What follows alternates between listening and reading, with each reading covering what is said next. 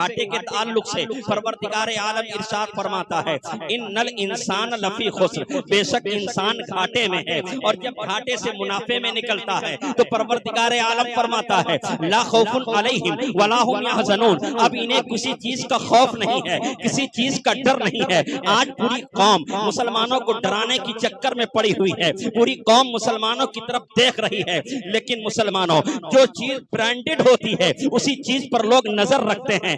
آج پوری قوم برانڈڈ چیز کو دیکھتی ہے، لیکن قسم خدا کی آج انسان در در کی ٹھوکریں کو کھاتا نظر آتا ہے۔ اس نے طریق مصطفیٰ کو چھوڑ دیا ہے۔ جس دن مسلمان طریق مصطفیٰ کو اپنا لے گا پوری دنیا اس کے قدموں پر نچھاور ہوتی نظر آئے گی۔ آج جو یہ لوگ بول رہے ہیں کہ مسلمان ایسا ہے، قسم خدا کی اگر مسلمان دیکھنا ہے تو خواجہ غریب نواز کو اجمیر کی دھرتی پر تشریف لے جاؤ۔ لوگ یوں کہتے نظر آتے ہیں کہ ہندوستان کی سرزمین پر ظلم و بربریت کے پہاڑ توڑے جاتے ہیں۔ اللہ اکبر کبیرہ، جب خواجہ غریب نواز ہندوستان کی سرزمین پر تشریف لائے تھے، علماء کی توجہ چاہتا ہوں، جب ہندوستان کی سرزمین پر آپ تشریف لائے تھے تو قسم خدا کی آپ پر پانی بھی بند کیا گیا تھا، آپ کے راستے کو گھیرا بھی گیا تھا، آپ کو جبرن وہاں پر بیٹھنے نہیں دیا گیا تھا، بیٹھنے کی جگہ سے آپ کو اٹھایا بھی گیا تھا، لیکن قربان جاؤ خواجہ غریب نواز نے جواب کس طریقے سے دیا ہے۔ اے مسلمانوں، آج کے ہندوستانی مسلمانوں، آج تمہارے سامنے چیلنج ہے، جب ایسی کوئی چیلنج آئے تم پر پانی بند کرنے کی بات آئے تو تم خواجہ غریب نواز کو یاد کر لینا، تم پر اگر راستہ بند کرنے کی نوبت آئے تو خواجہ اجمیری کو یاد کر لینا، تم پر اگر ظلم بربریت کے پہاڑ توڑے جائیں تو اجمیر والے آقا کو یاد کر لینا۔ اجمیر والے آقا، ہم سب کے اجمیر والے خواجہ غریب نواز ہندوستان کی سرزمین پر جب تشریف لاتے ہیں قسم خدا کی کلیجہ منہ کو آتا ہے، آپ مصلی بچھا دیتے ہیں۔ اے مسلمانوں، تم کہاں گئے وہ مسلمان جو کل تک نمازی تھے، آج مسجدیں ویران ہیں، خانقاہیں اداس ہیں، درسگاہیں بے نور نظر آ رہی ہیں۔ آخر واحد وجہ یہ ہے کہ آج ہم نے طریق مصطفیٰ کو چھوڑ دیا ہے، نماز ہم سے دور ہے، صلاۃ ہم سے دور ہے، قرآن ہم سے دور ہے، یہ ساری چیزیں ہم سے دور ہیں۔ یہی وجہ ہے کہ ہم ہر جگہ پر مات کھاتے نظر آ رہے ہیں۔ 5 وقت کی نماز کی بات آتی ہے تو مسلمان کھانا تو کھا لیتا ہے، مسلمان گوشت روٹی تو کھا لیتا ہے، مسلمان اپنی ساری تقریبیں تو پیش کر دیتا ہے، لیکن نماز پڑھنے کے لیے اس سے کہو تو کہتا ہے کہ نماز کا وقت نہیں ہے۔ میں بتاتا ہوں، حضور تاجدار مدینہ جناب راحت و قلب و سینہ جب اس دھرتی پر تشریف لائے تھے تو سر سجدے میں رکھ کر کے ہمیں اور آپ کو نماز کا پیغام دیا تھا اور کہا تھا اے لوگوں نماز نہ چھوڑنا، پوری دنیا تم خدا کے سامنے اپنے سر کو جھکا دو، پوری کائنات تمہارے سامنے اپنے سر کو جھکاتی نظر آئے گی، تم اللہ کے سامنے اپنے جبینیات کو جھکا دو گے، پوری دنیا تمہارے قدموں پر جھکتی نظر آئے گی۔ یہی تو پیغام دیا تھا حضور تاجدار مدینہ نے، یہی تو پیغام تھا صدیق اکبر کا، یہی تو پیغام تھا حضرت عمر کا، یہی تو پیغام تھا حضرت عثمان غنی کا، یہی تو پیغام تھا علی شیر خدا کا، یہی تو پیغام تھا کربلا کے تپتے ہوئے صحرا پر، کربلا کے تپتے ہوئے صحرا پر۔ آج انسان کہہ دیتا ہے میت پڑی ہے، ہم کس جنازہ دیکھیں یا اذان کا وقت دیکھیں، ہمارے گھر پہ شادی پڑی ہے ہم اپنے گھر کی شادی دیکھیں یا نماز دیکھیں، ہمارے گھر پر شادی ہو رہی ہے بیٹی کی بدائی دیکھیں یا 5 وقت کی نماز دیکھیں۔ قسم خدا کی کربلا کے تپتے ہوئے صحرا میں امام علی مقام نے 72 نفوس قدسیہ کو پھینٹ چڑھایا اور پھینٹ چڑھانے کے بعد کہہ دیا اے لوگوں سنو عورتیں خیمے میں ہیں، ان سے کہاں دیکھا تو عورتیں خیمے میں نماز پڑھ رہی ہیں، باہر دیکھا گیا علی اکبر نماز پڑھ رہے ہیں، آگے دیکھا گیا علی اصغر کی ماں نماز پڑھ رہی ہیں، انو محمد نماز پڑھ رہے ہیں، یہاں تک کہ خون سے لت پت امام علی مقام نے کربلا کے تپتے ہوئے صحرا سے ہمیں اور آپ کو یہ سبق دیا ہے اے لوگوں اگر لاشا جوان بیٹے کے لاشا لیٹا ہو تب بھی نماز پڑھنا ہے، اگر بازو علم بردار کٹے ہو تب بھی نماز پڑھنا ہے، اگر سکینہ حضرت سکینہ نے دیکھا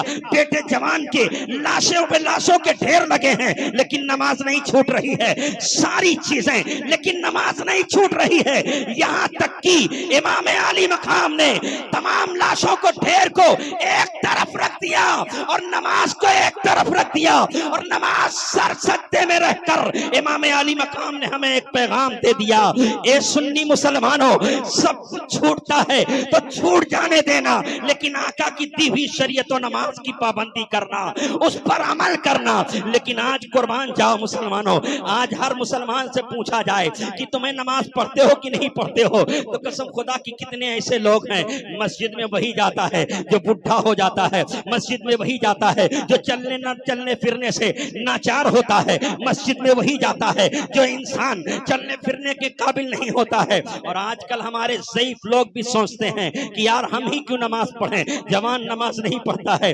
شادی کی تقریب میں آئے تو ایک بات سن کر کے جاؤ، کلیجہ منہ کو آتا ہے، نگاہیں بھیگ جاتی ہیں۔ شادی میں بھی نماز، آج کی عورتیں شادیوں میں کیا کر رہی ہیں، شادی بیاہ کے تو موقع پر آج عورتیں مہندیاں لگا رہی ہیں، کوئی عورت گانے گا رہی ہے، کوئی عورت ایک دوسرے کی باتیں کر رہی ہے۔ اے میری ماں بہنوں کلیجہ منہ کو آتا ہے، نگاہیں بھیگ جاتی ہیں۔ اب آپ غور سے اس بات کو سننا اور سننے کے بعد اپنے اوپر اس پر عمل کرنا۔ حضرت فاطمہ الزہرا رضی اللہ تعالی عنہا کی شادی، جب شادی رچی ہے، حضرت فاطمہ کی شادی ہے تو آپ بھی رج جگہ ہے۔ آج رج جگہ کی رات ہے، رج جگہ کی رات کیسی جاگنی چاہیے، اور رج جگہ کی رات کے تعلق سے آقا دو جہاں جناب محمد رسول اللہ صلی اللہ تعالی علیہ وسلم فرماتے ہیں جو رج جگہ کی رات میں جو چیز مانگی جاتی ہے پوری ہوتی ہے۔ فاطمہ کی شادی ہو گئی ہے، شادی کا انتظام کیا جا رہا ہے۔ 3 دن پہلے حضور تاجدار مدینہ جناب محمد رسول اللہ اپنی بیٹی کی بدائی کے غم میں رو رہے ہیں۔ اس سے پوچھو جس کی بیٹی کا نکاح ہوتا ہے، آج لوگ بارات لے کر کے آتے ہیں یا بارات لے کر کے جاتے ہیں تو اس کے دروازے پر ٹانڈو کرتے ہیں، اس کے دروازے پر ناچتے ہیں، اس کے دروازے پر خوشی کے آثار ظاہر کرتے ہیں۔ لیکن قسم خدا کی جس کے دروازے پر تم گئے ہو اس کے گھر سے جا کر کے اندر جھانک کر کے دیکھو، جو بیٹی پیدا کرتا ہے اس کی بیٹی بھی بے ہوش پڑی ہوتی ہے، اس کا باپ بھی اقتار و قطار روتا ہے، اس کی سہیلیاں روتی ہیں، اس کا بھائی روتا ہے، اس کے اقارب روتے ہیں، اس کے دوست روتے ہیں۔ یہ رونا کسی اور کی سنت نہیں ہے، یہ رونا جناب محمد رسول اللہ کی سنت ہے۔ بیٹی کی شادی ہونے والی ہے، اتنے میں 3 دن پہلے آقا دو جہاں مسجد نبوی میں بیٹھ کر کے زارو قطار رو رہے ہیں۔ آپ کا رونا قسم خدا کی جب آقا کا رونا ایک صحابی رسول دیکھتے ہیں، عرض کرتے ہیں یا رسول اللہ میرے ماں باپ آپ پر قربان ہو، آپ اتنا زارو قطار رو رہے ہیں، آخر بات کیا ہے؟ آپ فرماتے ہیں کہ میرے پیارے صحابی سنو، کل 3 دن میری بیٹی 3 دن کے بعد ودا ہو جائے گی۔ کہاں آقا اس میں کیا بات ہے، شادی تو سب کی ہوتی ہے۔ کہاں نہیں، جس بیٹی کو میں نے نازوں سے پالا ہے، جس بیٹی کو میں نے دھکا نہیں سہا، جس بیٹی کو میں نے خون اور پسینے سے پالا ہے، آج وہی بیٹی ہے ہماری نگاہوں کے سامنے سے اوجھل ہو جائے گی۔ علی کا گھر دور تھا۔ اب میری ماں بہنیں غور سے سنیں گی، قسم خدا کی بیٹی جو ودا کرتا ہے اس کے دل سے پوچھو جو بیٹی ودا کرتا ہے، اور اس کے دل سے پوچھو جس کے پاس بیٹی نہیں ہوتی ہے۔ رسول بابقار جناب محمد رسول اللہ صلی اللہ تعالی علیہ وسلم زارو قطار رو رہے ہیں۔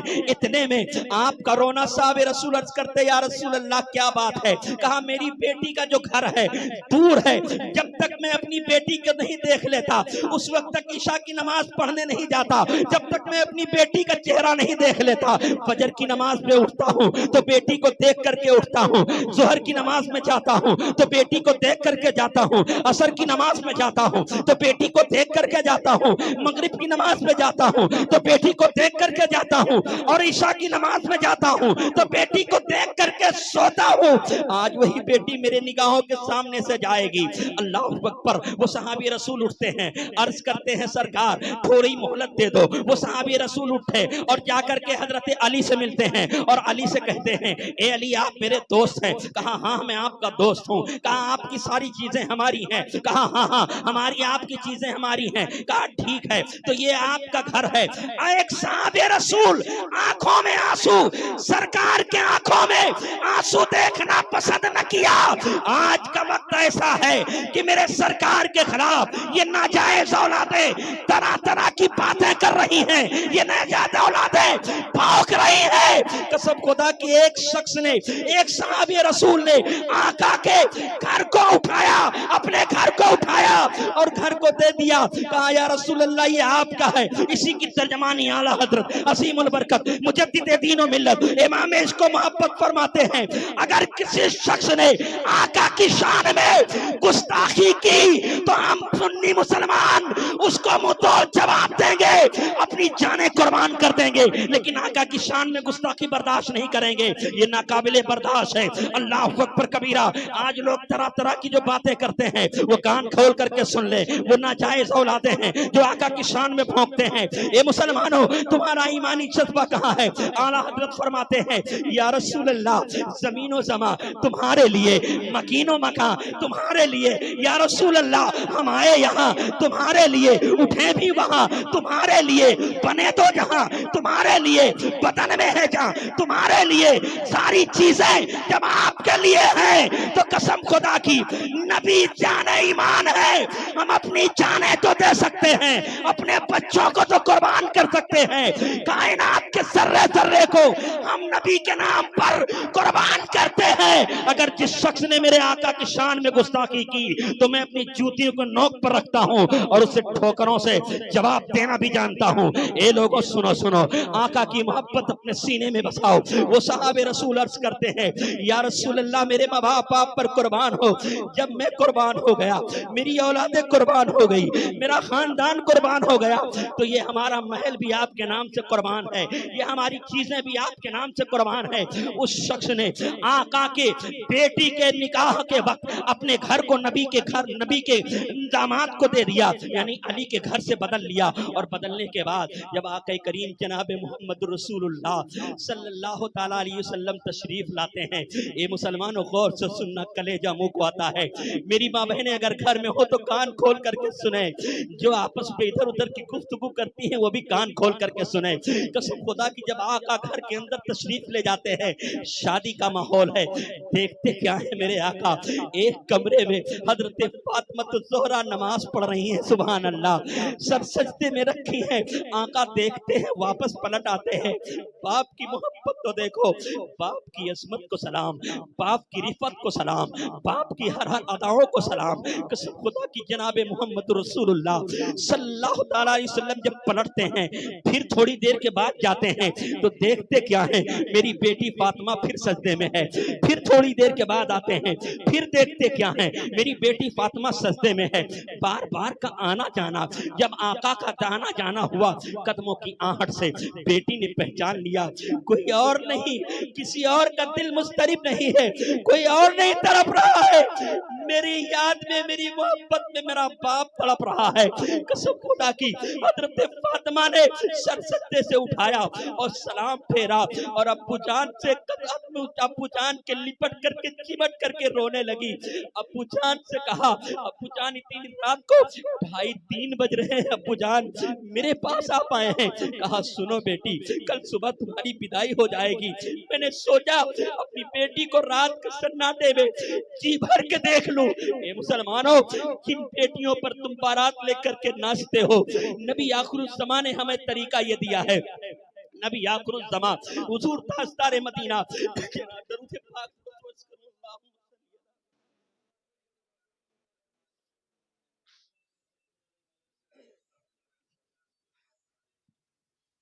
میری ماں بہنیں غور سے سنیں گی، قسم خدا کی کلیجہ منہ کو آتا ہے، نگاہیں بھیگ جاتی ہیں۔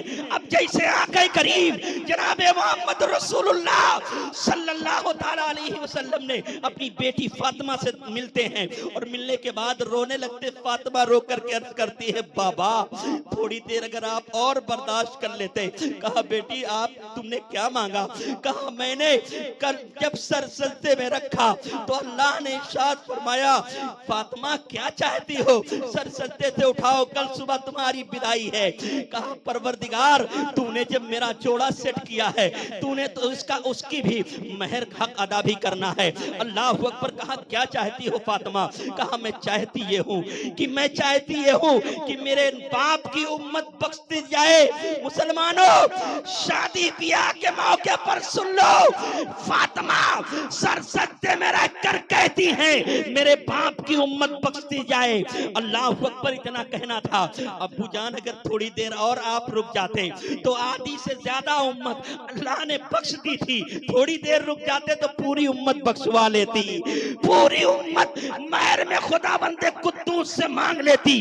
اور یہی نہیں کہا کہ میں نے پوری امت کو بخشوایا ہے۔ اللہ اکبر، حضرت فاطمہ نے حضرت فاطمہ اپنے والد گرامی سے ملتے ہیں اور ملنے کے بعد والد پھر باہر آتے ہیں۔ اتنے میں فاطمہ نے آنچل تطہیر کو اٹھا دیا اور کہا اے پاک پروردگار عالم، اب یہاں پر سننے کا مقام ہے جن کی پاس بیٹیاں ہیں، اے خدا بندے قدوس کل صبح میری بارات آئے گی، میرے باپ کی عزت کی آبرو کی حفاظت کرنا۔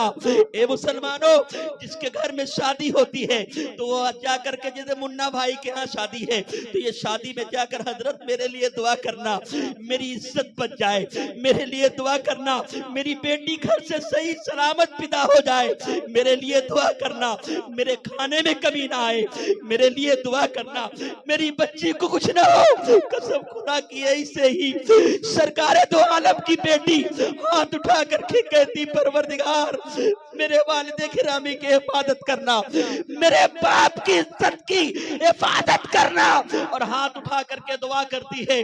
پروردگار عالم اس کی دعا کو قبول کرتا ہے۔ یہیں پر میں بات روک کر کے کہنا چاہتا ہوں، اے مسلمانوں، اگر تمہارے گھر میں تمہاری بیٹی پیدا ہوتی ہے، یا دلہن ہو یا دلہا ہو، تو اس رات کہیں جانے کی ضرورت نہیں ہے۔ بیٹیاں اپنے گھر میں مصلی بچھائے گی تو فاطمہ کی سنت بھی ادا ہو جائے گی، اور وہی بیٹی اگر ہاتھ اٹھا کر کے کہہ دے کہ اے پروردگار ہمارا باپ ہمارے منا ہے، منا کی حفاظت کرنا، ہمارے باپ کی حفاظت کرنا، ہمارے باپ کی عزت رکھ لینا، تو قسم خدا کی یہ دعا باب اجابت سے ٹکرائے گی اور ان کو کوئی آنچ نہیں آنے دے گی۔ یہی وجہ ہے کہ شادیوں میں سب سے اہم رات جو ہوتی ہے وہ رت جگے کی رات ہوتی ہے۔ رت جگے کی رات جو مانگا جاتا ہے وہ ملتا ہے۔ میں آپ کو ایک چیز اور بتاؤں، اس پروگرام کو جشن غوث الورا سے نسبت دیا گیا ہے۔ آپ کو بتاؤں حضور غوث اعظم کا رت جگہ کیسا تھا۔ غوث اعظم رضی اللہ تعالیٰ عنہ کی والدہ اب مصلی بچھا کر رت جگے کی رات ہیں، ان کا نام ام الخیر ہے، رات کے سناٹے میں سر سجدے میں رکھتی ہیں اور رکھ کر کے عرض کرتی ہیں رت جگے کی رات ملتی کیا کیا چیز ہے۔ اللہ اکبر، میں کہتا ہوں کہ رت جگے کی رات اللہ تعالیٰ اتنا عطا کرتا ہے کہ دامن تنگ ہو جاتے ہیں لیکن اس کے دینے میں کمی نہیں ہوتی ہے، دامن بھر جاتے ہیں لیکن اس کے دینے میں کمی نہیں ہوتی ہے۔ اللہ اکبر کبیرہ، وہ نوازنے پہ آئے تو نواز دے زمانہ، جو کریم ہی نہ ٹھہرے تو کرم کا کیا ٹھکانہ، وہ جب نوازنے پہ آتا ہے تو ایسے ہی عطا کرتا ہے۔ اے میری ماں بہنوں، جب تمہاری بیٹی کی شادی ہو تو بیٹیاں ادھر ادھر کی باتیں نہ کریں، مصلی بچھا کر 2 رکعت نماز پڑھیں، اپنے باپ کے لیے دعا کریں۔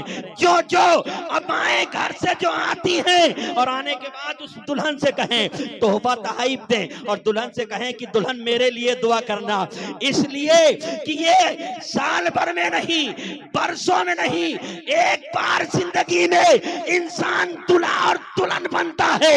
اسی لیے پروردگار نے فرمایا جب انسان اپنی زندگی میں ایک بار دلہا یا دلہن بنے تو جو مانگے گا میں اس کو عطا کرتا نظر آؤں گا، میں اس کو دیتا ہوا نظر آؤں گا۔ اللہ اکبر کبیرہ، اب وہ بچی ہے، دعا کے لیے ہاتھ اٹھاتی ہے، اللہ اکبر، غوث اعظم کی ماں ہے، ہاتھ سر سجدے میں رکھ کر کے کہتی ہیں اے پروردگار عالم، میری ماں فاطمہ ہے، میری ماں فاطمہ نے جو مانگا تو نے عطا کیا ہے، میں بھی کچھ مانگنا چاہتی ہوں، کیا تو عطا کرے گا؟ پروردگار فرماتا ہے مانگ، کیا مانگتی ہے، مانگ کیا مانگتی ہے؟ اللہ اکبر، جیسے ہی حضرت فاطمہ نے سر سجدے سے اٹھا کر کے کہا پروردگار مجھے کوئی ایسی چیز دے دے، مجھے کوئی ایسی چیز عطا کر دے، ایسی کوئی چیز عطا کر دے جس طریقے سے حضرت فاطمہ نے مانگا تھا تو وہ پورا ہوا تھا، اسی طریقے سے مجھے کوئی ایسی چیز دے دے کہ جب جب فاطمہ کا نام آئے اس وقت فاطمہ ام الخیر کا بھی نام آئے۔ اور پروردگار فرماتا ہے جا، تجھ کو آج کی رات جو رت جگے کی رات ہے، توجہ چاہتا ہوں، آج کی رات جو رت جگے जगह की रात है, इस रात हम तुझको ऐसी चीज अता करेंगे जो पूरी कायनात में किसी ने, पूरी कायनात में किसी को न दिया होगा। कहा वो क्या चीज है? कहा अच्छा जगह की रात मैंने तुझे ऐसी चीज अता की है। कहा वो क्या चीज है? कहा वो चीज अब्दुल कादिर जिलानी है, वो चीज बड़े पीर दस्तगीर है। जब इतना कहना था, जिसकी निगाह कहीं ना पहुंच सकी, उसकी निगाह, किसी की निगाह जब वहां तक न पहुंची, बरेली के इमाम की निगाह पहुंच जाती है। मेरा इमाम कहता है, इब्ने ज़ोहरा को मुबारक हो उरूसे कुदरत, इब्ने ज़ोहरा को मुबारक हो उरूसे कुदरत, कादरी पाए तसद्दुक मेरे दूल्हा तेरा। यानी जो सदका पाया है, कादरियों का जो सदका मिला है, वो रज जगह की रात मिला है, वो रज जगह की रात के तवस्सुल से मिला है। ए मुसलमानों, कान खोल करके सुनो। रज जगह की रात आपने सुन ली है, अपनी तकरीर और कर दें कि आप लोग खत्म कर दें? सुनना चाहेंगे? हाथ उठा के दें या रसूल अल्लाह, और जोर से, और जोर से। अपनी बेटियों की को मोहब्बत करना। ए मुसलमानों, बेटियां जो हैं अपने बाप के लिए जन्नत होती हैं। क्या होती हैं? जोर से बोलें, क्या होती हैं? बेटी पैदा हो जाती तो लोग मुंह उठाने लगते हैं। बेटे के खुशी में लड्डू और बेटी पैदा होने की खुशी में मुंह उठाना कहाँ का रिवाज है मुसलमानों? आका फरमाते हैं कि जब बेटी पैदा होती है तो अपने बाप के लिए जन्नत होती। सुभान अल्लाह। और जब वही बेटी जवान होकर बाप ने शादी कर दिया, अपने ससुराल जाती है तो अपने ससुराल वालों के लिए जन्नत होती है।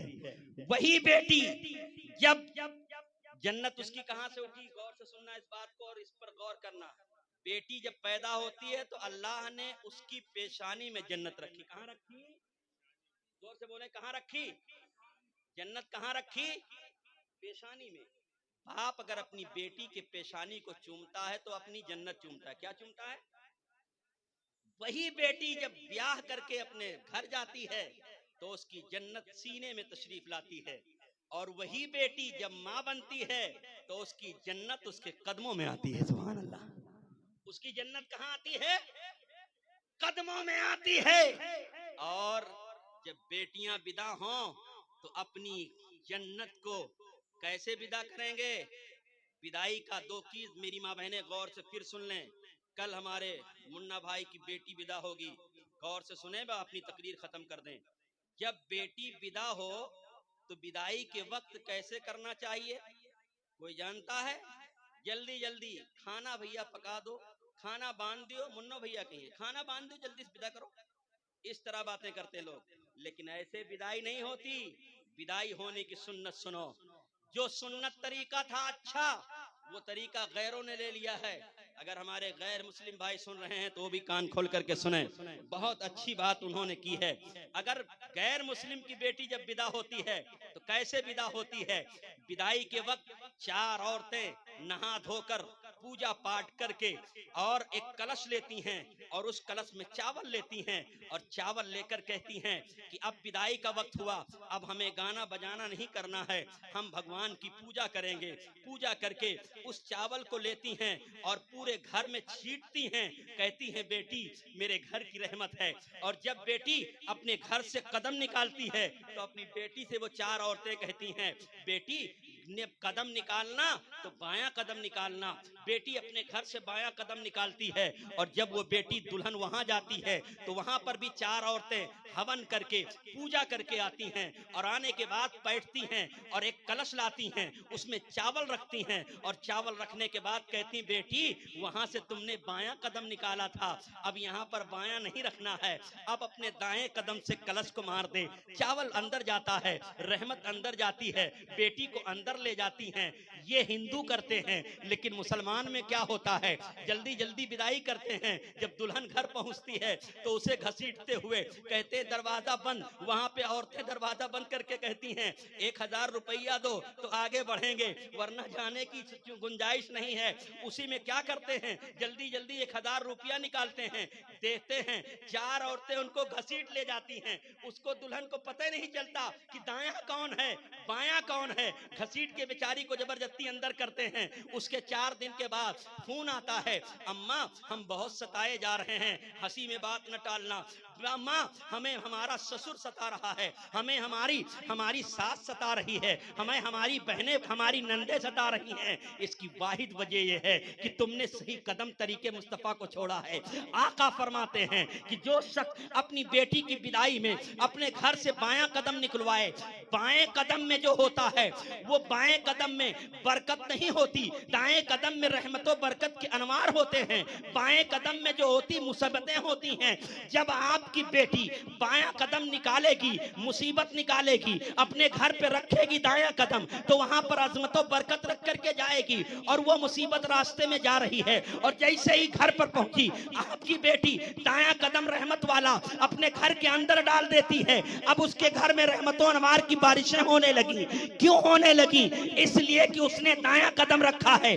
اگر اس بیٹی نے بایاں قدم بھول سے رکھ دیا, اب بیٹی کی نکاح ٹک نہیں سکتا ہے, زیادہ دیر روک نہیں سکتا ہے.